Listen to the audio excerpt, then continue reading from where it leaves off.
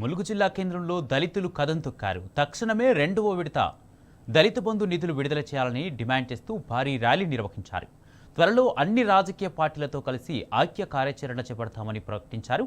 కాంగ్రెస్ పార్టీకి తగిన బుద్ధి చెప్తామని దళిత బంధు లబ్ధిదారులు హెచ్చరించారు.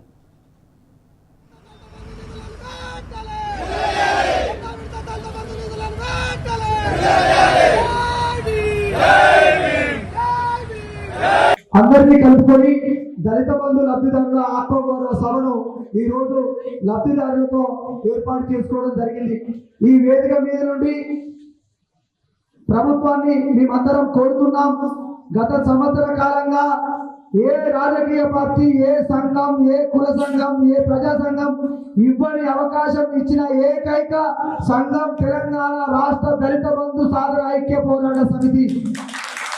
సంవత్సర కాలం ఇచ్చాం, బట్టి గారి కాళ్ళు మొక్కాం, అడ్డుకున్నాం, వినతి పత్రాలు ఇచ్చాం. అయినా కూడా మీ మనసు కలుగుతలేదో మీరు సమాధానం చెప్పాలి. గౌరవ ముఖ్యమంత్రి రేవంత్ రెడ్డి గారు, ఉప ముఖ్యమంత్రి బట్టి విక్రమార్క గారు, మా ప్రాంతం నుంచి ప్రాతినిధ్యం వహిస్తున్నటువంటి సీతక్క గారు ఖచ్చితంగా సమాధానం చెప్పాలి.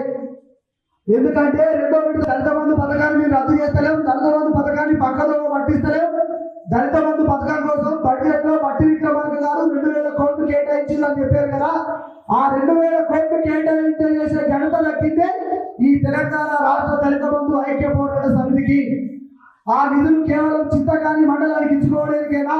ఖచ్చితంగా త్వరలోనే హైదరాబాద్ వేదికగా ఖచ్చితంగా మేము కాంగ్రెస్ పార్టీ ప్రభుత్వానికి స్పందించకుంటే సినిమా చూపిస్తాం. మీ అందరికీ కలుపుకొని దానికి మీరందరూ సిద్ధంగా ఉండాలి.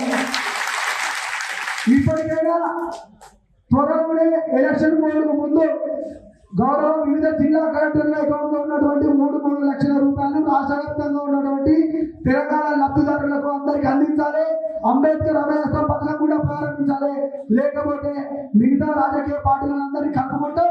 ఖచ్చితంగా మిమ్మల్ని ఎక్కడికక్కడికి ఎండగడతామని తెలియజేస్తున్నాం. జై భీమ్, జై భీమ్, సాధిద్దాం.